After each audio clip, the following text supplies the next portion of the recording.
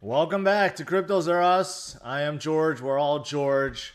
So today, I want to talk about Binance Coin, and that's because Binance Coin continues to go up. It's nearing $500. The market cap is exploding. So is it about to flip Ethereum? That once upon a time, even a few months ago, seemed like it was like impossible task. There's no way that anything could flip Ethereum. They had such a huge lead, such a huge ecosystem. But today, you know what? It looks like it could be right around the corner, that this could be reality. So let's take a look. Let's look at the facts, what's driving this, and also let's look at some of the fundamental things behind it, such as the transaction count, address count, dApps count, and all this stuff. And we'll see if this is coming sooner than later and if this is real. So thanks for tuning in. As always, smash the like, subscribe to the channel. 2 streams every day, 11:30 and 8 p.m. Central Standard Time. So make sure you hit that notification bell. Follow me on Twitter, Facebook, and Instagram. All right, guys. Thanks for tuning in. So let's get started. Let me change my screen here. Welcome, everyone. First, let's start with Bitcoin. Unfortunately, we couldn't hold at 60,000, but still, we're right around there, 59,600. And despite that, we're not above 60,000. You know, I haven't shown you guys this for a while, but this is a rank, like a list, a rank of every big company out there, including assets. And you could see that gold is number 1, but Bitcoin is right behind silver, right behind. There's only a 200 billion difference between Bitcoin and silver. That's how enormous Bitcoin is. And once it flips silver, then it's going to go after the big boys, right? And if you scroll down a little bit, Ethereum is at number 38. So Ethereum isn't too shabby either, right above Netflix, Comcast, Adobe, Verizon, ExxonMobil. Yes. So Ethereum is also pretty darn big.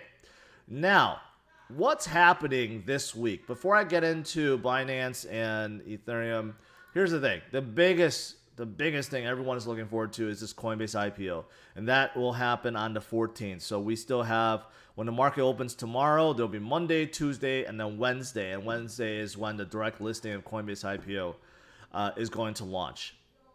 This is like unknown at this point. Seeing how hot Bitcoin is, many are predicting this could be the biggest IPO of this year. They are projected to be at 100 billion market cap right away as soon as this goes. But who knows what happens? Maybe this was planned all along, that Bitcoin was going to stay under $60,000 until this week. Remember, I keep hinting that this next leg up is coming. There's so much that's showing, all the data is showing it's coming, but yet Bitcoin is stalling out here, right? Why? It could be because of this event that's starting tomorrow, and then Tuesday leading up to Wednesday, we see enormous rise in Bitcoin. And who does that help? Well, that helps Coinbase and their IPO for sure. So if tomorrow we start seeing Bitcoin rally to 65,000 and then on Tuesday we see Bitcoin go above 70,000, I would not be surprised at all because of this that's coming. So we'll see. We'll see. Now, of course, if Bitcoin still continues to be flat or even goes down, Coinbase IPO may not be as hot, but still going forward, we know that Bitcoin has a lot more room to grow. There's a lot of people that are trying to get into Bitcoin directly and indirectly. So investing in Coinbase would definitely be one of those, those ways to do so, right? So I think this is going to be enormous. And if the Coinbase IPO does really well, like really well, and if they start flying up afterwards, of course, this is going to help Bitcoin and everything and all the altcoins as well. Because right now, I think this IPO is driven by Bitcoin and its performance. But if Coinbase starts doing really well, people start paying attention to it, I think it's going to have an opposite effect, where a lot of the the attention now goes back to some of the coins and Bitcoin that is listed on Coinbase, right? So this is a big thing. This is a big thing. So we'll see what happens starting tomorrow. or even tonight, because Bitcoin could start rallying. When Asia opens up the markets tonight, or when US hits night and Asia hits morning the next day, things could start really, really moving. So this is really exciting. And of course, this is one of the catalysts of why exchange tokens like Binance and BNB and KuCoin have been going up, right? So big, big deal. Now, looking at overall market cap, is a little bit lower than yesterday. Yesterday, we got as high as 2.6, 2.7 trillion. We're a little bit lower, 2.05, but overall, the entire market cap is still well over $2 trillion. Bitcoin dominance continues to go down, 54.4%, and that's because the altcoins just keep going up and rallying and up and rallying. But Ethereum dominance is going down too. It was like at 13%, and then it went to like 12.8, 12.5. Now it's back down to 12.1. So what is going on with Ethereum right now? So let's kick off then. Let's kick off and talk about number 2 and number 3 on the list. And I mean, they're far, far behind. I mean, they're far ahead of most other projects, with the exception of XRP, because XRP has been flying up recently, right? 120% with the last 7 days, so they're at $61 billion. But if you go down the list, I'm not going to count Tether, but if you look at Cardano, Cardano's at 39, under 40 million. Today, people are saying Cardano's moving. I don't know what people are talking about because it only went up 0.18%. And Polkadot hasn't really been moving at 38 billion. Then you go down the list. Litecoin is showing some life at 17, and everything else is like really far behind. It drops down really fast. So Binance and Ethereum, these guys are fighting it out with their chains, the Binance Smart Chain, and of course the Ethereum 1.0 right now. All right, so let's dive in. Let's look at, now I'm not gonna go over everything Binance does because I already done that. So just a day ago or 2 days ago, I created this video about why these exchanges are on fire. I went in detail in terms of what Binance does, their whole ecosystem, and also KuCoin. So I'm not going to cover that, but make sure you check that out so you understand how big and vast Binance is. And in terms of trading volume, they are light years ahead of Coinbase. It shows you how big they are. But I'm going to show you some other statistics and some facts. So right now, you look at DeFi Pulse, this measures basically every single DEX project that's riding on top of Ethereum utilizing the ERC20 token. Now, you could see that this has been going up and up and up and up. When I started covering this back in November, December last year, it was only like 5 billion, 6 billion, 7 billion, and now it has grown to 52 billion. But you could see that the growth has kind of stalled out a little bit, right?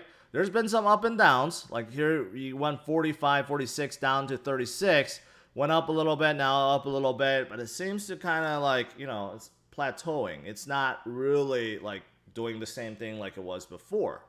Now, why is that? Well, I think a lot of you guys know, because of congestion and because of gas fees. There's too many spammers right now. But you know what? Let's look at what's happening on Binance's side, because this is all DeFi projects that's riding on Ethereum. You can see everything is Ethereum, right? So this includes lending, DEXs, derivatives products, even assets, whatever. Now, if you go to DeFi Station, this is the equivalent, but it only tracks Binance Smart Chain. So looking at Binance Smart Chain, same thing. All the DEXs and lending projects and assets and earning projects, whatever. You look at the total active value, and it is now close to $30 billion. 30 billion. So you're going from 51 or 52 to 30 billion. So you could see that this is going up way faster now than DeFi Pulse.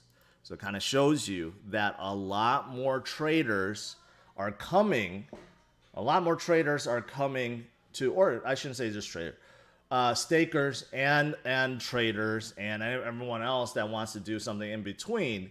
They're coming to Binance, and this is the reason why. This is a very telling thing. So you go to 1 inch, and there's a lot of trading platforms or terminals that can rotate between the two. All right. So here's a telling story. This is 1 inch is now riding on both, and right now on Binance Smart Chain, if you want to trade your 1 inch token for USDT, the fee is approximately $1.92, and that's actually a little bit higher than I've seen before. So if let's just change this. Let's change this to, say, I don't know, BNB to, okay, still USDT. Yeah, it's about $1.72. I don't know why it says you save $20,000, but the fee is, oh, maybe because this is so high. Let's just do one. Here we go. Oh, here we go. 1 BNB to USDT. Okay, it costs you approximately 36 cents. 36 cents. So now let's switch over to Ethereum. And today is not bad. Today is actually a really, really good day right now. But let's just do 0.0. Can I do 0.1 here? All right. So it doesn't matter if you do 1, 0.1, or 1. You could see the fee is the same, $30. $30. So you're talking about on one chain is $30 to do one transaction, right? Or you're talking about a chain that could do a transaction for under $1. So this is the reason why there's so much liquidity now that is going from, these ERC20 lending platforms or DEXs or whatever is going into Binance. So you could clearly see that is, you can't deny that happens every single day. Now, if you're a large trader and you're trading like 100 ETH or something like that, right, and your fee's at $130, you may not care that much because, you know what, you're going to make that much in like a millisecond, right? So for large traders, I don't think it's a big deal. But if you are an average Joe that's just trading 1 ETH, half ETH, right, back and forth, back and forth, back and forth, back and forth, it does add up. Now, that's not the only story. Let's look at some of the other things that's on both. Okay, so here, this is the top blockchain dApps. Everything that's riding on Ethereum right now. So I don't know how many, but if you scroll down, you can see that there's 89 pages. So there's a ton. There's a ton of dApps riding on Ethereum. But you look at the user base. How many of them are actually being used? A lot. Well, you look at Uniswap, there's about 50,000 users, a little bit under 50,000 users within the last 24 hours. And then you have Sushi, which is below 4, Rarible under 3, OpenSea around 2, and then you have Axis Infinity, which is a game under 2. But you could see by the time you get to number 8, it has dropped off significantly. It's under 1,000 users per day. So the top 7, mostly just Uniswap, is where all the volume is. This is why there's congestion, because you really have just one AMM, one DEX that's utilizing the entire network. That's pretty much it. Even if you add number 2 to number 7, it's nowhere close to number 1, right? So by the time you get to number 8, you're already at 817. Now, let's look at the dApps on Binance Smart Chain. Now, you look at it, it goes to page 14, so obviously there's 7 times or 6 times more dApps on Ethereum. But here's a telling story. Look at PancakeSwap. The number of users on PancakeSwap is at 64,000 within the last 24 hours versus 50,000 for Uniswap. So PancakeSwap is already bigger than Uniswap. It has more users.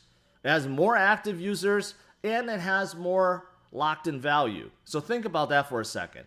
We all tend to think that Uniswap is the big dog because we look at their market cap, which is much higher, significantly higher. But PancakeSwap, in terms of users and total value locked, is bigger than Uniswap. So let that sink in for a second. Now, remember all the users I was talking about? PancakeSwap at 64,000, Pancake Bunny, which is extension of PancakeSwap, at 10,000, AutoFarm 6,000, Value DeFi, now 1 inch. You can see 1 inch has a significant amount of volume on Binance Smart Chain. You go down. Remember, by the time you get to number 8, it's already under 1,000. On Binance Smart Chain, you get to number 8, you're still at 3,000. ApeSwap actually has the same amount of users, almost the same amount as SushiSwap. That should tell you the eighth largest DApp on Binance Smart Chain has the same users basically as the number 2 on Ethereum. And you go down the list, you get to number 25 and it's still above 1,000 per user. 1,000 users per DApp. It kind of shows you how many people that are actually utilizing Binance Smart Chain at this point. It's really staggering. It's really staggering that there's more users.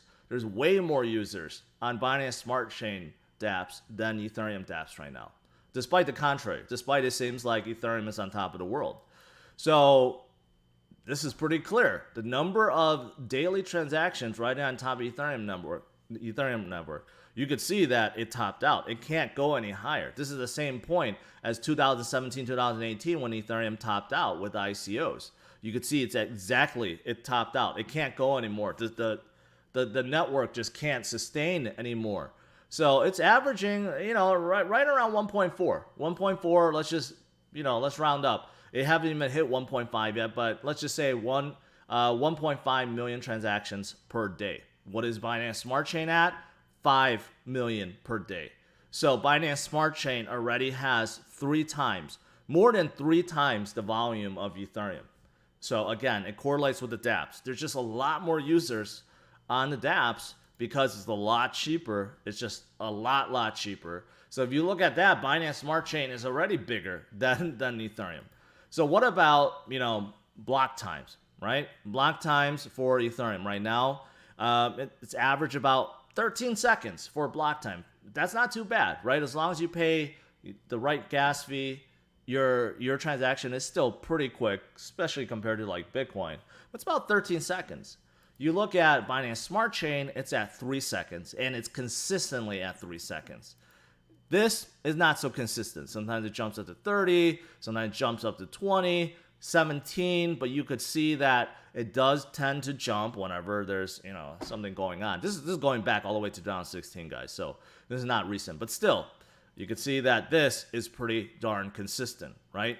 Now, look at a number of unique addresses that are out there for Ethereum. So right now it's about 147 million. You look at Binance Smart Chain, has climbed up quite a bit. It's around 64 million. So it's not as big, but it is catching up pretty quick, right? So that's about, what's the difference there? 147 to 64. That's about 2.5 times, right? So that's about 2.5 times, maybe 3, about 3 times. So guess what? So that difference just happens to be about the same between Ethereum's market cap and Binance Coin's smart market cap. About 3 times, a little bit over 3 times, right? So going back to the main topic, the question, whether or not Binance Coin can actually flip Ethereum, the way it's going, it seems like it's going to do it. It's not a matter of if, it's a matter of when. And Binance Coin, we know, recently has been gaining a lot of traction. I think a lot of it due to the Coinbase IPO because they are exchange and they are being valuated against Coinbase. But also because you look at what I just showed you, the dApps, the usage of the dApps, mainly like the AMMs and the NFT marketplaces and stuff like that, they're a lot more used on Binance Smart Chain than Ethereum.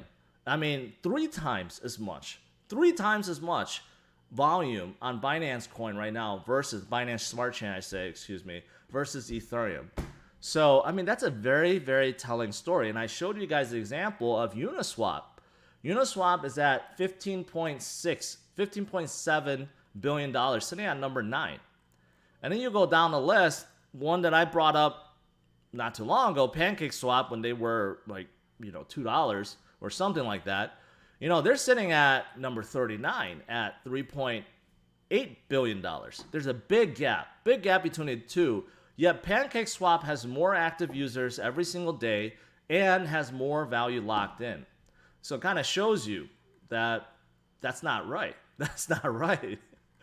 But yeah, so is it going to happen? I think at this point, before Ethereum 2.0 comes out, which is still a while, probably not until 2022. I don't think it'll come out until 2022 because there are some optimism rollouts that was supposed to help with congestion and scaling.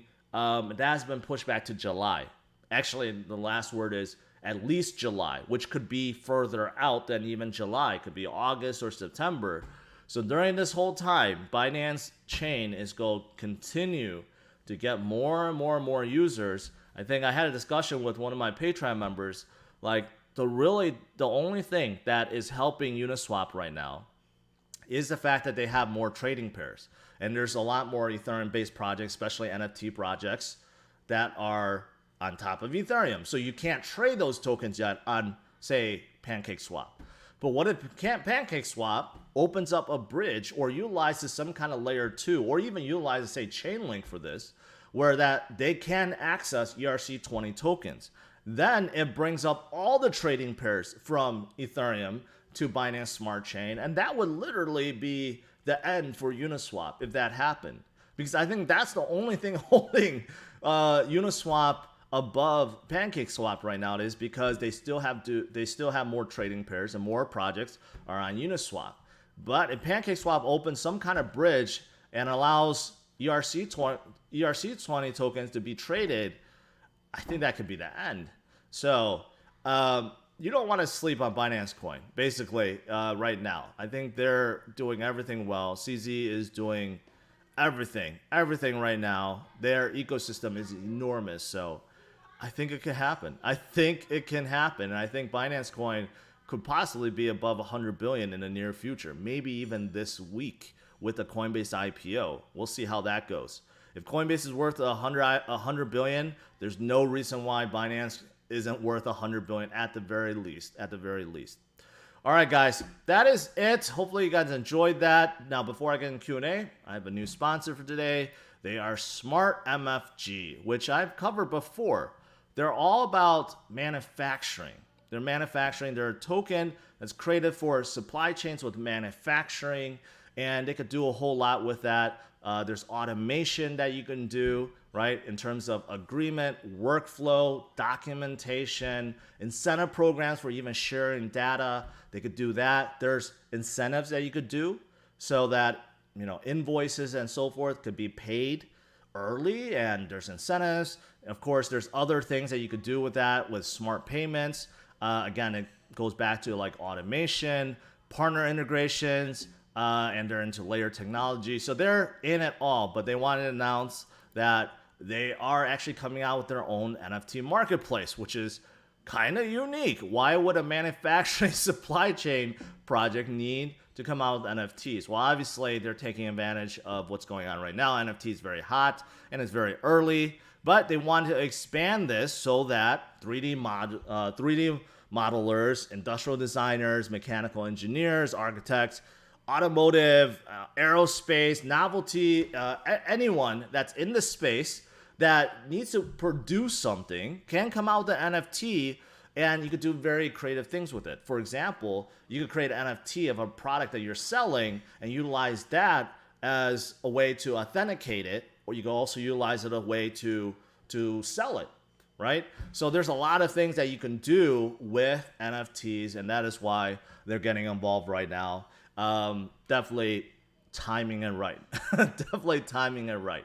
So if you're interested in their NFT marketplace or utilizing them or this project, their description or their URL is in the description of this video. All right, guys, I'll turn it to you guys now for some Q&A. I know I missed some super chats, so let's do this. Let's do this.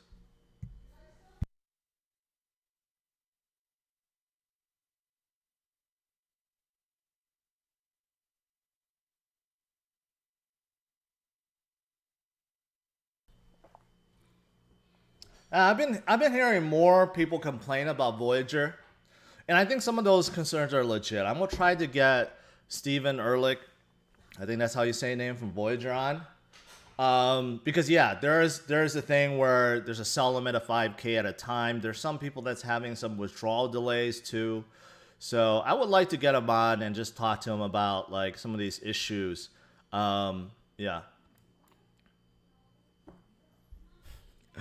John, super chat. Hey George, get an interview with Justin for the LLs. I don't know if I could do that. I'm still trying to work out the one with Sunny. I think I'm pretty close with that. But I released the one with Armit from Zilliqa. I think that was pretty good. I have 2 more to release. One from Mans from HBAR, Hedera, and also Alexei from Orion Protocol, which is an interesting project too.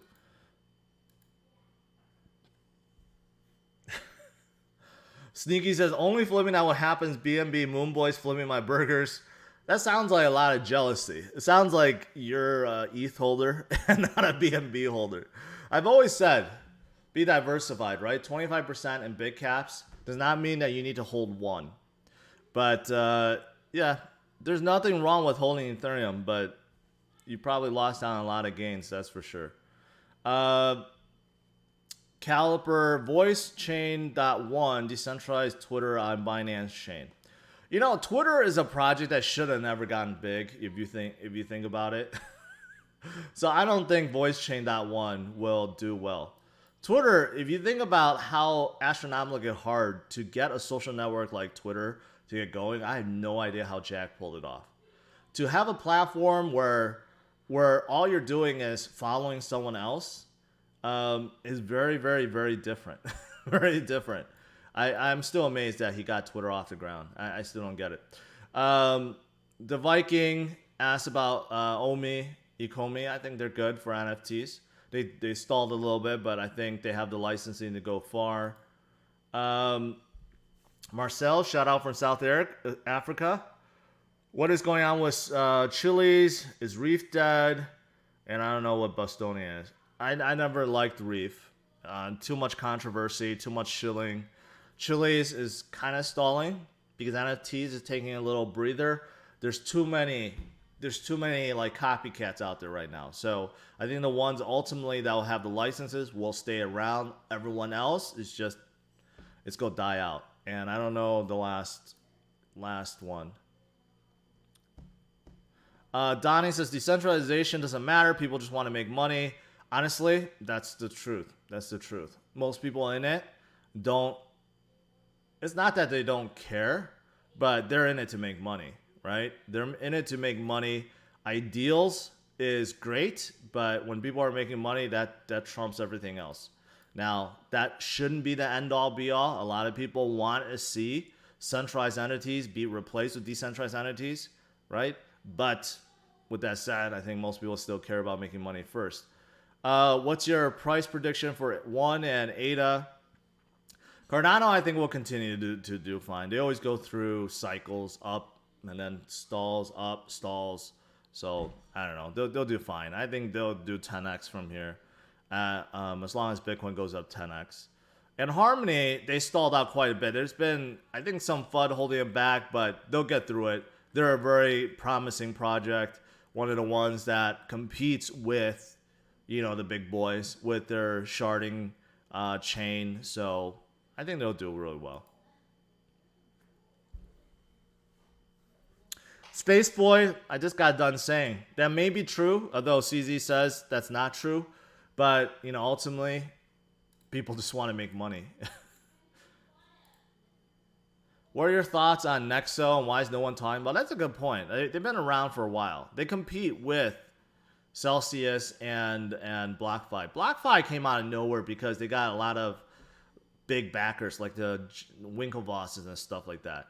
Popliano also helped bring them up. Celsius was behind Nexo, and Celsius, because of Alex and how active he was, I think he brought them up to light. I think Nexo doesn't really advertise. Like, you don't really hear about them at all. So I think that's the reason why they haven't gone up as much. Paul, appreciate that. And then another question. Keeping 50% BTC seems like a waste of opportunity. I'd rather keep BTC 50% on Binance, at least grow. You know, it's always like that. Every cycle is like that. When you keep, people say, okay, you know, BTC is not moving and I'm just going to move, right? Just watch. Just watch.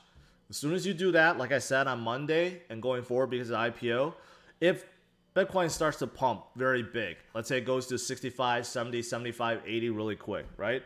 If it moves up very quick, it always steals liquidity away from the altcoins. Always, always. And then you go regret. You go regret it. And there's been times where Bitcoin goes down, right?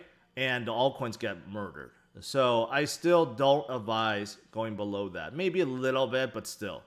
It's your portfolio. You got to be careful with it. But the 50, 25, 25 rule has worked very well in the past. And for me. Unilayer. Unilayer is interesting. It's like it's a layer 2 for like Uniswap. So it makes it very easy to use, and it's fine. It's good. It's good. I just don't know the potential of something like Unilayer because its sole thing is like an add-on to Uniswap, right? So can it ever be as big as Uniswap? Probably not. Probably not. But does it mean it can't go up? No. I think that it has potential. Is there a right time to buy sushi? I'm gonna say no. I think there is exhaustion also with AMMs. You know, it always happens, right? With DEXs, when DEXs got hot, AMMs got hot like Uniswap. Of course, people hurry up and forked Uniswap away to SushiSwap. You know, it gained a lot of attention, and of course, you know, SushiSwap was forked away to create PancakeSwap and so forth. But then after that, there's been like 100 other AMMs. And they've kind of lost traction because now people focus more on, you know, they move to NFTs, and NFTs move to like exchange tokens, which also move to smart contract plays. So I think with AMMs, you know, unless you're like the top dogs, you may have problems catching up now. Like SushiSwap just seems like they're far distant, you know, from Uniswap. But, you know, I think right now it's like Uniswap and PancakeSwap. I think that's probably the best way to do it, is to concentrate on the two big ones. But I think PancakeSwap is a lot more undervalued than Uniswap because they're actually bigger. They're actually bigger. Just people don't realize it. They have more transactions and they have more total value locked in. Zilliqa price prediction? I don't know, but Zilliqa has been doing very well. You know, that's one of the reasons why I want to talk to Amrit, because they have been doing very well, about $2 billion, right? And they seem like they're doing good things. I think the only thing is, you know, I asked him specifically about, you know, number of transactions and so forth. He said 2,000, and he thinks 2,000 is more than enough right now, which I think is true, but in the future, that may not be enough. We have a lot of other chains like Solana that brags about that they could do 50,000 transactions easily. You could test it right now. And a lot of other chains also say they could go much higher. So I don't know if that's going to hold them back, but at least for now, it won't. Maybe they'll go do more creative, add more shards or something. I think Amrit alluded to that. But yeah, but I think overall they're into a lot of things. They're all about building right now.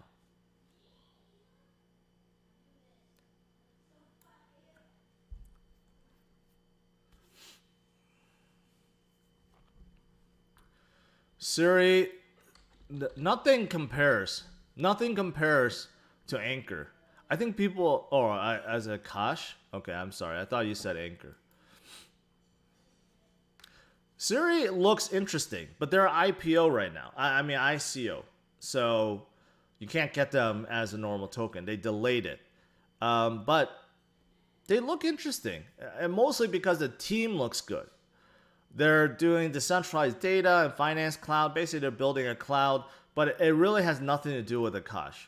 Akash is like AWS, you know, AWS Azure. You want to spin up your server, you could do so on Akash and scale it. But even then, I think Akash is too early. This, on the other hand, Siri is different. This is different. This is more like creating, what is it? I don't know, almost like Salesforce in a decentralized cloud. So it's not really the same. Is using compound to borrow the same risk you warned about leverage trades? Yes. They're all the same. Anything leverage trades, you get liquidated instantly. If you don't have margin ready and it's auto replenishing, you get liquidated instantly. And even then, that's a bad idea to keep it open. Using compound and others, I believe you're given like a little span. I've never used it before, but I believe you get a little span to cover if your collateral goes below a certain point. Maybe you don't, but I know like the centralized services, kind of like, Celsius and Nexo and BlockFi, they do give you 24 to 48 hours to cover. Now, in terms of like Compound and some of the other Aave, I don't know if they do give you a period to recover. But yes, you could still get liquidated. It's that simple. Is DeFi here to stay? Yes. Yes, it's here to stay.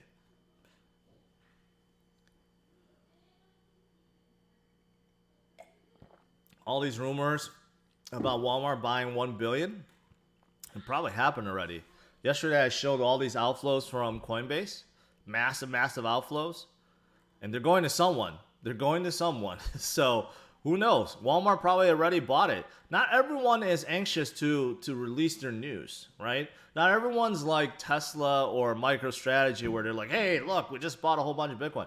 A lot of people are just hiding behind the scenes until they do a quarterly or something, and then they announce it. So I would not be surprised they bought it. I would not be surprised Apple bought some already. Gaming, long-term prediction, I can't. I just know that I think Yatsu's could do very well with it. I don't know how high it could go.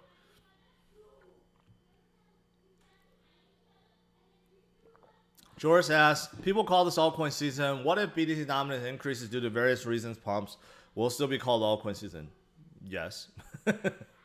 Unless Bitcoin dominance climbs all the way back to 70%, then you could tell this is altcoin season. It has been trending lower and lower and lower, and this is exactly what we experienced back in 2017. 2017 going into 2018, Bitcoin dominance went as low as 30-something%. That's when it's true like FOMO altcoin season, the very hot, the very peak altcoin season. So we're not quite there yet, but we're somewhere like third half, something like that.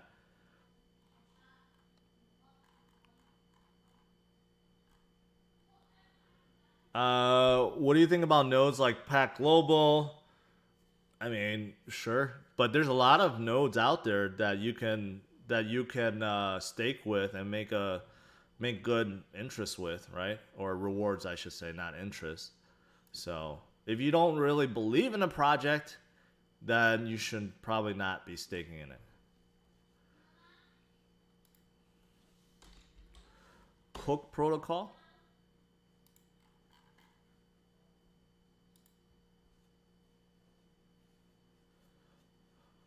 Decentralized asset management platform.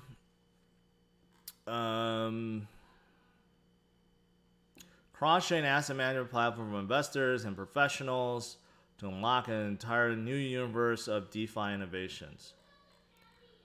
Yeah, so this allows you to basically, it's like an all-in-one aggregator of assets. I don't know if that includes like NFTs, but maybe, but more likely tokens and so forth, right? So I don't know, it's not a bad idea.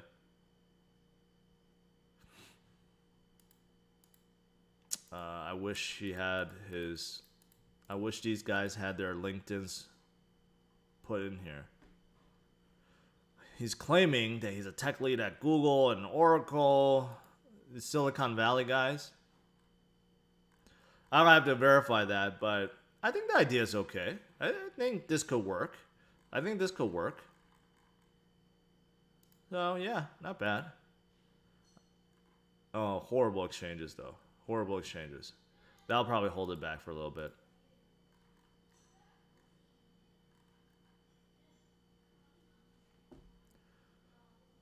Thoughts on Burry delete tweets? I have no idea what you're talking about. I think he's past his prime, so I don't really care about what he says anymore. In fact, I never cared what he said. So, for better and for worse, I guess. Why is audio coin not move? Everything looks good. I think too many people pumped it up a little bit too much.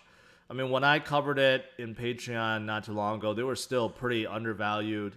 I like what they're doing. I think what they have is great. They have the users, but then I think a lot of people start pumping them up, so they're taking a breather. But I think they're one of the projects that could definitely do well if they continue to execute, especially if they evolve with NFTs. So Verge, I don't like at all.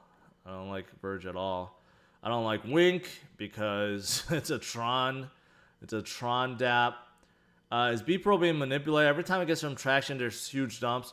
It does look like that. It does look like there's some kind of bot controlling BPro. You know, I do notice that every time it gets some traction, it tends to like just come right back down. I don't know if it's being manipulated. I think some people turn on their bots with it because it's still relatively small cap. Bots could sway things one way or another. But overall, I think the projects do well. And they're going to do well. And if they continue to do well and more people notice them and drive them up, it'll get them up. It'll get them up. Keep in mind also that they have been, within the last few months, they have been going up quite a bit. Recently, they kind of tailed out, right? Coming down a little bit, but they have gone up hundreds and hundreds of percents up already. What percentage of my portfolio should I keep in microcaps? That's up to you. 25% should be small caps, right? Now, some of that could be microcaps. If you want to make it all microcaps, that's up to you, but then you're just taking a huge, huge risk.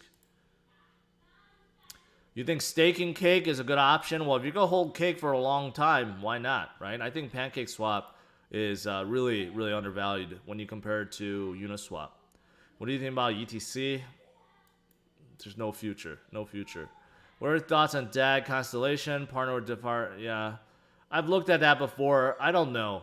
They partnered up with the Air Force, Department of Defense. They partnered up with a lot, but it doesn't seem like it helps them at all. They've been around for a while, and maybe because they're too, I don't know if you call it corporate, but too focused on some of these contracts, maybe that's holding them back. I don't know, but I know they have not been really moving. UDD SFI. No, Unlock. I think Unlock is good. Saffron, I don't know too much about. I think Unlock could do really well. I think they got a good idea, but they have to get traction. All right. I think that's pretty much it. CRO. A lot of people have been complaining about CRO. I think you got to put things in perspective. CRO is at 5.3 billion already. They have climbed up so fast. And if you look at their trading volume, it's actually very low in terms of trades. But they have more than that. They have their own chain. They have their Visa partnership. They have their prepaid cards. So they do have more. But I think they should be at where they are. They should not be climbing as fast, say, as KuCoin, which is much smaller and has a lot more volume and arguably has more things going for it. So I think CRO is right where they're supposed to be. All right, last one, WASP. WAN swap. So this is probably like WAN Chains' swap. I've been hearing a lot of people talk about WAN Chain again. So I didn't like how they kind of redid themselves, but maybe they're worth looking at again. I have to look at them once again. All right, guys. Let's not talk about Sora and their Samurai CEO. All right, that's it. So overall, you know what? Bitcoin's still holding right around there. Let's see what happens tomorrow and this week with the Coinbase IPO. We could see some explosive movement. It could be all time for this. Like, this is it. Like, the whales are timing to have a crazy week because of the Coinbase IPO. Who knows? Who knows? But you know what? I've showed you guys a lot of statistics, stats about Ethereum and Binance. You know, Smart Chain, BNB. Can they flip them? You know what? Man, I think it's going to happen. I think it's not a matter of when. It's just, it's not a matter of if. It's a matter of when. I think Ethereum 2.0 can't come fast enough at this point, and Optimism can't come fast enough at this point. Yeah, so that's my opinion. All right, that's it, guys. Thanks for tuning in. As always, smash a like, subscribe to the channel. Stay tuned for my video tonight. All right, take care, guys.